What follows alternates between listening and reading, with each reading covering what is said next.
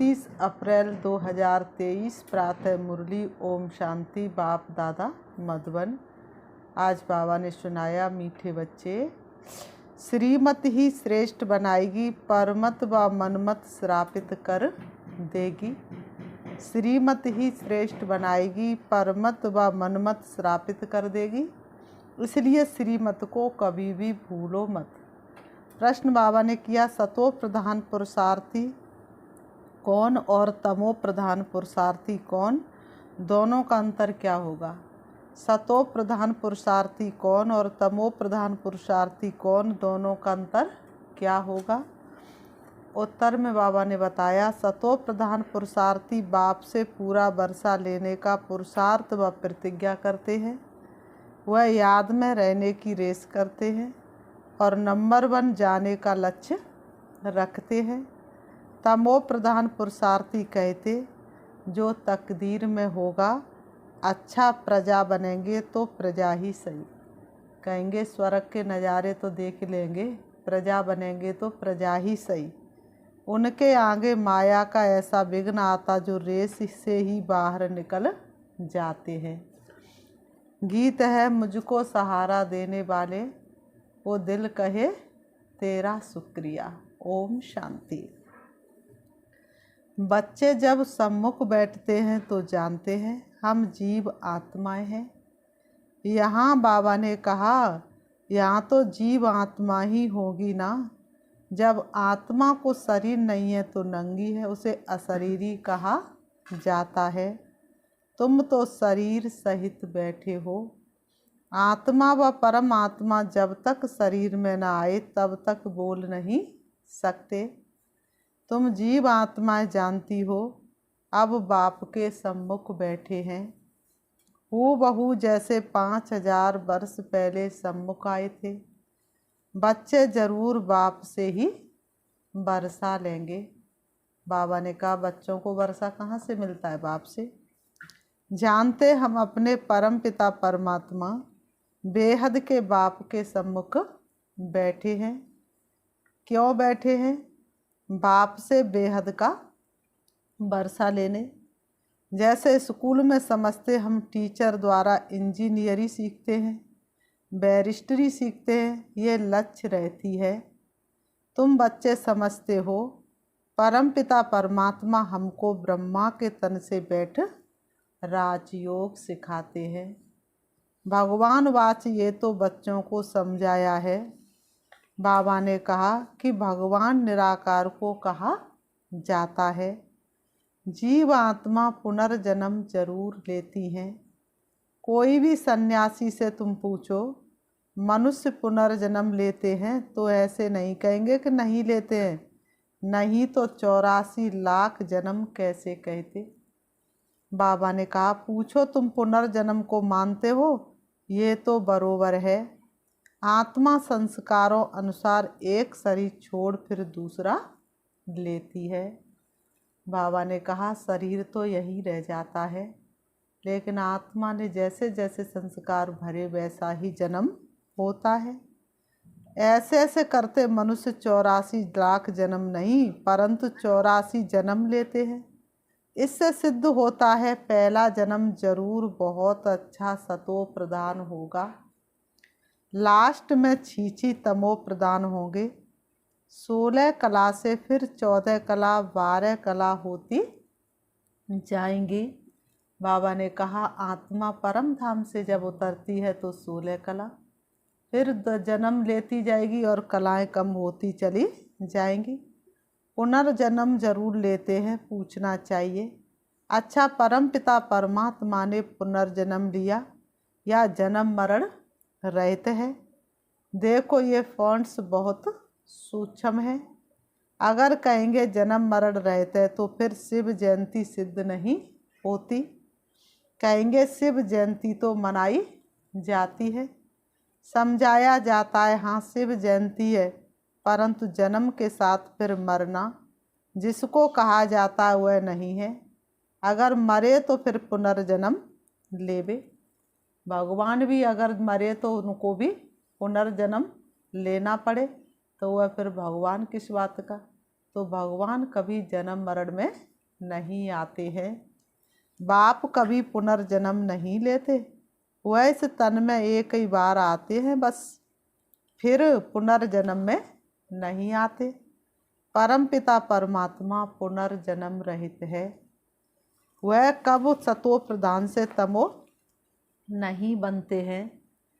आत्माएं तो सब जन्म मरण में आते आते पतित बन जाती हैं। आत्मा जब परम धाम में होती है तो सातों गुणों से भरपूर होती, लेकिन सृष्टि रंगमंच पर जैसे ही जन्म मरण में आती है तो उसके सारे संस्कार पर बदल जाते हैं और पतित बन जाती है। फिर बाप आते हैं पावन बनाने। इससे सिद्ध होता है आत्मा ही पतित होती है। आत्मा पावन आती है, फिर माया पतित बना देती है। बाप कभी भी बच्चों को क्या नहीं करते, गंदी मत दे नहीं सकते। माँ बाप कैसे भी हो, दुनिया में भी देखो, लौकिक माँ बाप कैसे भी हो, लेकिन गंदी मत नहीं दे सकते, तो फिर पारलौकिक बाप गंदी मत कैसे देंगे। इस समय के पतित मनुष्य पतित मत देते हैं। अब पावन बाप कहते हैं कि पतित नहीं बनो, अर्थात विकारों में नहीं जाओ। रावण की मत से दुखधाम बन गया है। पहले सुखधाम था, ऐसे नहीं बाप ही सुख दुख देते हैं, नहीं, बाप कभी बच्चों को दुख की मत दे नहीं सकते। माया ही दुख देती है, उस माया पर जीत पाने से ही तुम जगत जीत बनते हो। मनुष्य माया का अर्थ नहीं समझते, वह धन को माया कह देते हैं। कहते हैं ना, इनको माया का नशा बहुत है, परंतु माया 5 विकारों को कहा जाता है। अगर 5 विकारों का नशा है तो माया एकदम खा जाती है। सतयुग त्रेता में माया का नशा होता नहीं, वहाँ रावण का बुत बनाकर जलाते नहीं, क्योंकि रावण वहाँ होता ही नहीं। बुत कड़े दुश्मन का बनाया जाता है। रावण राज्य शुरू होता है आधा कल्प से। देह अहंकार आने से फिर और विकार आ जाते हैं। शास्त्रों में कोई ये बातें नहीं है। लिखा हुआ है देवताएं वाम मार्ग में अर्थात विकारों में जाते हैं। माया के वश होने से परवश हो जाते हैं। परमत पर चलते रहते हैं। अभी तुम चलते हो श्रीमत पर। परमत माना माया की मत। बाबा ने कहा परमत माना माया की मत। श्री अर्थात श्रेष्ठ मत है बाप की, वह है परमत रावण की मत। इसलिए बाप ने कहा है आसुरी संप्रदाय सब रावण की जंजीरों में दुखी है। मनुष्यों ने सतयुग की आयु लाखों वर्ष समझ ली है, तो तुम हिसाब किताब बताते हो। उन्होंने तो लाखों वर्ष समझ लिए, पर तुम हिसाब किताब बताते हो। 5000 वर्ष कैसे है? कृष्ण को 2000 वर्ष हुआ, बुद्ध को 2250 वर्ष हुआ, फिर इस्लामी को 2500 वर्ष हुए। सबको मिलाकर बाबा ने कहा सबको मिलाकर आधा कल्प हुआ। इनके पहले तो देवताओं का राज्य था। ये धर्म स्थापक आए, इससे पहले तो देवताओं का राज्य था। फिर देवताओं को लाखों वर्ष कैसे कह सकते? इतने वर्ष होते फिर तो मनुष्य बहुत हो जाते। इतने तो है नहीं, 5000 वर्ष में ही करोड़ों मनुष्य हो जाते हैं।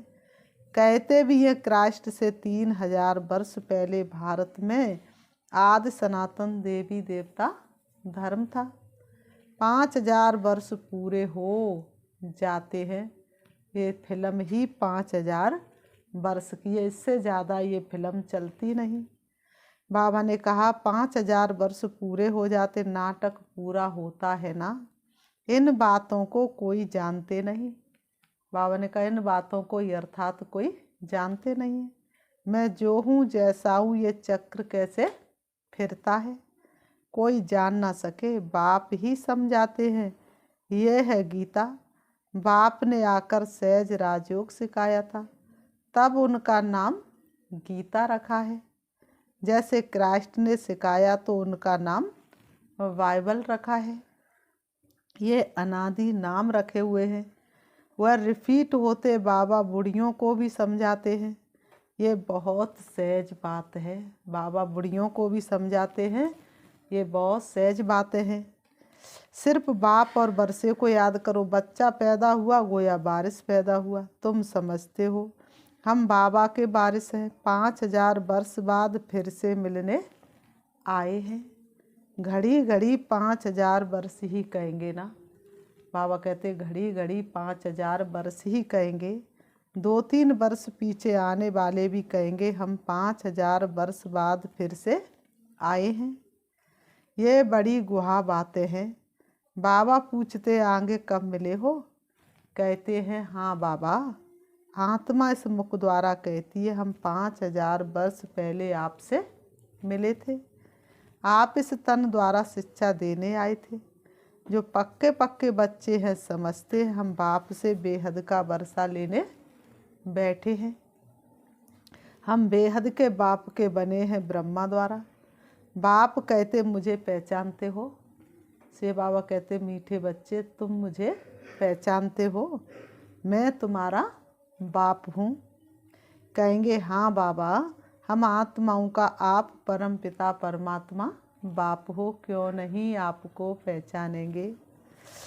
बाप ही कहते तुमको हमने स्वर्ग में भेजा था, इतनी सुंदर दुनिया में भेजा था, वर्षा दिया था, फिर माया ने तुमसे वर्षा छीन लिया, फिर अब मैं देता हूँ। माया ने तो तुमसे वर्षा छीन लिया, बाबा कहते अब मैं फिर को तुमको देता हूँ। माया वर्षा छीनती है, बाप दिलाते हैं। ये तो अनेक बार खेल हो चुका है। बाबा कहते ये खेल तो अनेक बार हो चुका है, होता रहेगा, इसका अंत नहीं है। बाप के बनते फिर कोई सगे कोई लगे, कोई सौतेले कोई मातेले बनते। कच्चे पक्के तो है ना। बाबा ने कहा कच्चे और पक्के तो होते हैं ना। पक्कों को भी माया एकदम जीत लेती है। बच्चे कहते बाबा हम जहाँ तक जिएंगे आपसे वर्षा लेते रहेंगे। विक्रमों का बोझा सिर पर बहुत है। बाबा कहते विक्रमों का बोझा सिर पर बहुत है, तो जितना तुम याद में रहेंगे उस योग अग्नि से तुम आत्मा पाप आत्मा से पुण्य आत्मा बनती जाएंगी। आग चीज़ को पवित्र करती है। कैसी भी चीज़ होगी आग में डाल दो तो वह शुद्ध हो जाती है, पवित्र हो जाती है। तो इसी तरह से बाबा कहते योग अग्नि में जैसे ही तुम आत्मा को तपाते हो तो आत्मा भी पवित्र बन जाती है। तुम्हारी है योग अग्नि। यह है बेहद का यज्ञ जो बेहद के सेठ ने रचा है। इतना समय कोई भी यज्ञ नहीं चलता है। 5-7 रोज व 1 मास यज्ञ रचते हैं। इतना लंबा यज्ञ कहीं भी नहीं चलता है। तुम्हारा यज्ञ तो कितने वर्षों से चला आता है।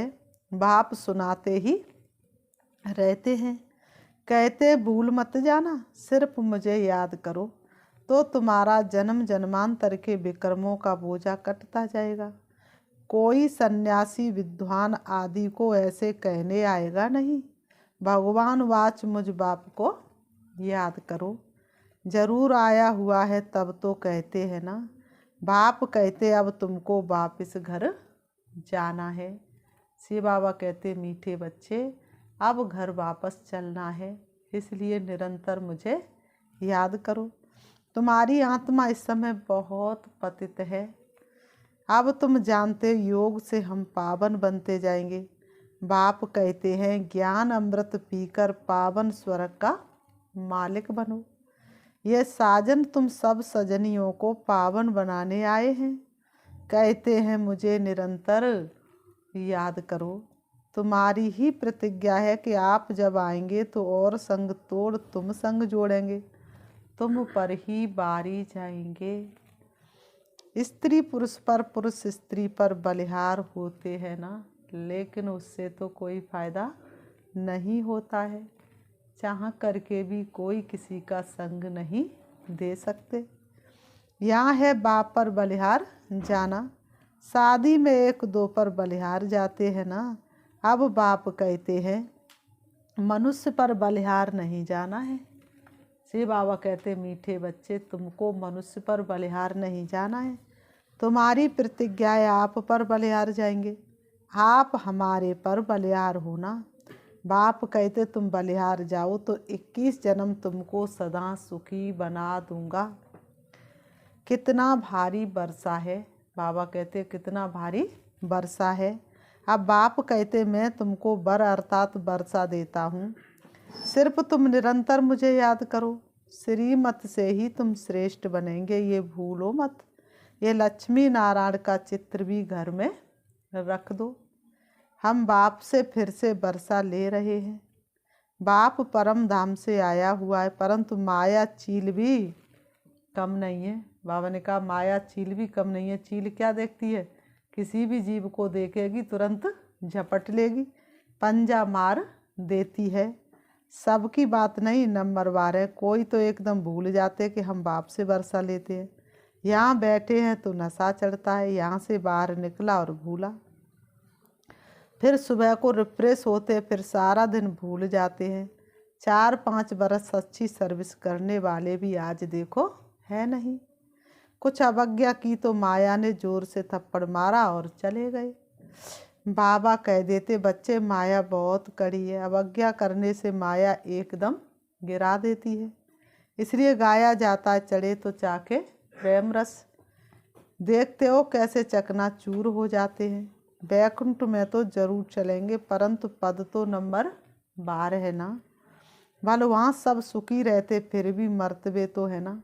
स्कूल में मर्तबा पाने के लिए ही पुरुषार्थ करते हैं, ऐसे नहीं प्रजा ही सही जो तकदीर में होगा नहीं। इसको तमो प्रधान पुरुषार्थ कहा जाता है। सतो प्रधान उनको कहेंगे जो बाप से पूरा वर्षा लेने का पुरुषार्थ व प्रतिज्ञा करते हैं। ये घुड़दौड़ है ना, सब नंबर 1 तो नहीं जाएंगे। ये ह्यूमन रेस है। माया ऐसा विघ्न डालती है जो एकदम रेस से निकाल देती है। तुम्हारी ह्यूमन रेस है। आत्मा कहती है हम बहुत दुखी हुए हैं, शरीर लेते लेते बहुत तंग। बाबा ने कहा आत्मा कहती है हम बहुत दुखी हो गए हैं, शरीर लेते लेते आत्मा तंग हुई है। कहते अब बाबा के पास जाए। ये तुमने बताया हुआ खेल पूरा, तो ये खेल पूरा हो गया।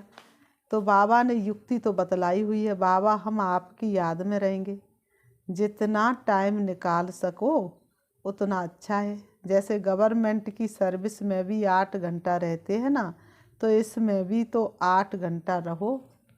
कोई भी गवर्नमेंट की सर्विस करता है तो कम से कम 8 घंटा तो समय देगा ना। तो बाबा ने कहा ये भी तो सर्विस है, इसमें भी 8 घंटा रहो। सृष्टि को स्वर्ग बनाना कितनी भारी सर्विस है। सिर्फ बाप को याद करो और सुखधाम को याद करो, बस 8 घंटा सर्विस की तो पूरा वर्षा पाएंगे। ऐसे याद करते करते तुम्हारे विक्रम विनाश होंगे। 8 घंटा तुम इस सर्विस में दो, बाकी 16 घंटा तुम फ्री हो। जितना हो सके घड़ी घड़ी याद करो। याद तो कहाँ भी बैठ के कर सकते हो। सबसे अच्छा टाइम तुमको मिलेगा सवेरे।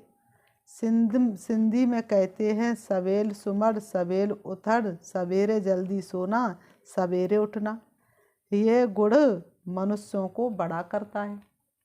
बाबा ने कहा सुबह जल्दी उठना और शाम को जल्दी सो जाना, ये गुण हर व्यक्ति को बड़ा करता है। सद्बुद्धि रहती है, शरीर स्वस्थ रहता है, मन श्रेष्ठ रहता है। अज्ञानी लोग 8 घंटा नींद करते, तुम्हारी नींद आधी होनी चाहिए। उनकी 8 घंटा तो तुम्हारी कितनी होनी चाहिए? 4 घंटा होनी चाहिए। 4 घंटा नींद बस। कर्मयोगी हो ना, रात को 10 बजे सो जाओ, 2 बजे उठो।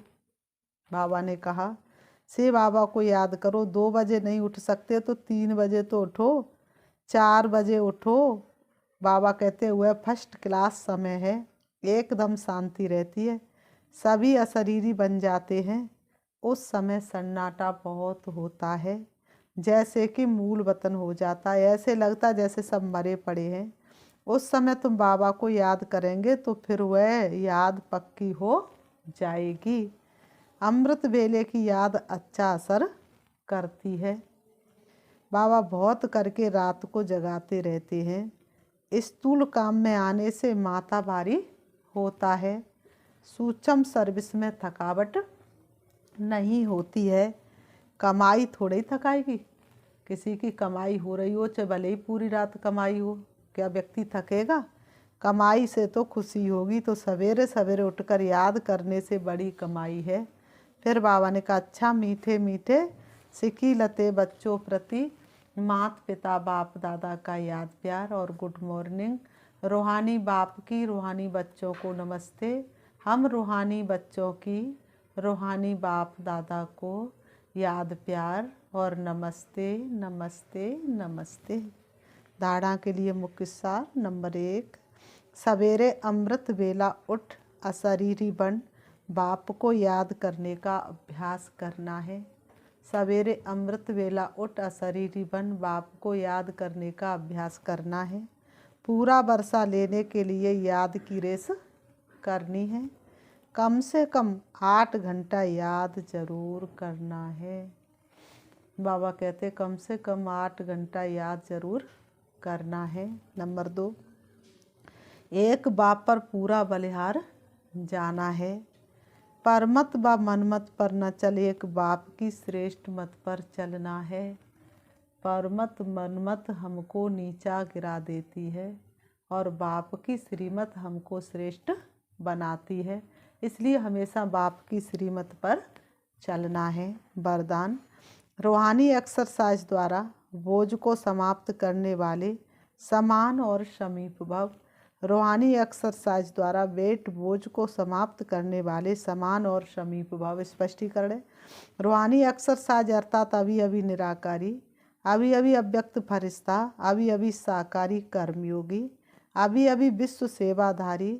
ऐसी एक्सरसाइज रोज करो तो व्यर्थ का जो बोझ है वो समाप्त हो जाएगा। जब बोझ समाप्त हो, मासुक समान डबल लाइट बनो, तब जोड़ी अच्छी लगेगी। दुनिया में भी तो लोग जोड़ी देखते हैं ना, तो बाबा ने कहा तब जोड़ी अच्छी लगेगी। यदि मासुक अच्छा हो और आशिक भारी हो तो जोड़ी अच्छी नहीं लगेगी। रूहानी मासुक आशिकों को कहते हैं समान बनो समीप बनो, समान बनो और समीप बनो। स्लोगन, अपने जीवन रूपी गुलदस्ते द्वारा दिव्यता की खुशबू फैलाना ही गुणमूर्त बनना है। अपने जीवन रूपी गुलदस्ते द्वारा दिव्यता की खुशबू फैलाना ही गुणमूर्त बनना है। अच्छा, ओम शांति। अभी हम 5 मिनट प्यारे बाबा को याद करते हैं। देखेंगे अपने आप को, मैं चमकती हुई ज्योति हूँ, चमकता हुआ सितारा हूँ। मैं अपने पिता परमात्मा के ऊपर बलिहार जाने वाली सर्वश्रेष्ठ आत्मा हूँ।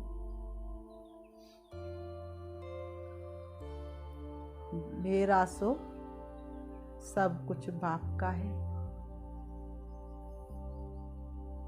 मैं आत्मा सृष्टि रंगमंच पर परमात्म संदेश देने के लिए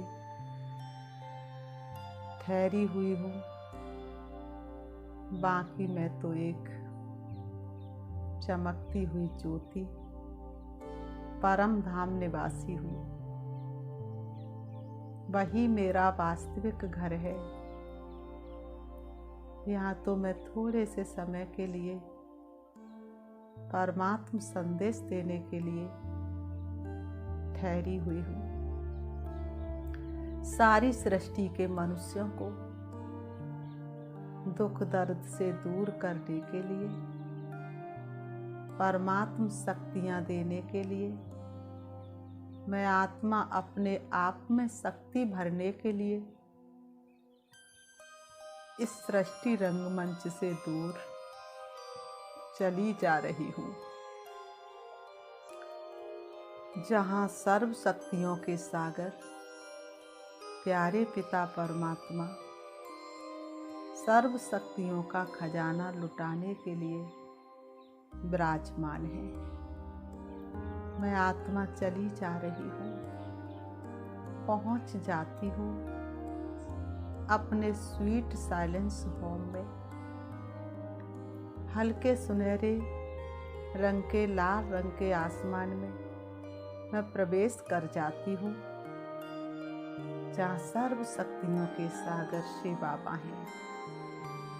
मैं आत्मा उनके समीप हूँ। उनकी सर्व शक्तियाँ मुझ में समा रही हैं और मैं सारे विश्व को शक्ति देने के लिए सर्व शक्तियों को अपने अंदर समाती जा रही हूँ। मैं आत्मा भरपूर हो रही हूँ। मैं सर्व शक्तियों और खजानों से भरपूर होती चली जा रही हूँ। मैं विकर्मों के बोझ से मुक्त होती जा रही हूँ। मुझ आत्मा में शक्तियाँ असीम रूप से भरती जा रही हैं।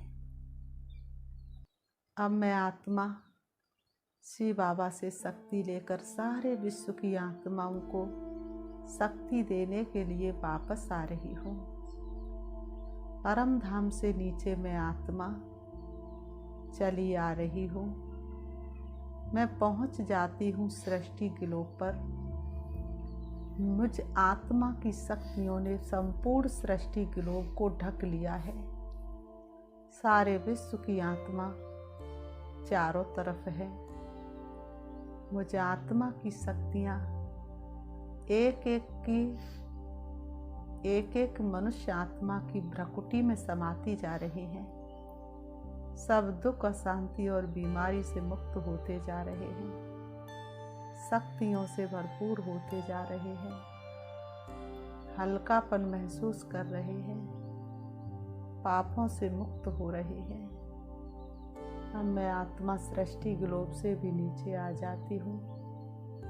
सृष्टि रंगमंच पर, जहाँ मेरे शरीर रूपी वस्त्र है, मैं आत्मा अब शरीर रूपी वस्त्रों में दोनों भ्रमों के बीच भ्रकुटी में विराजमान हो जाती हूँ। ओम शांति, ओम शांति।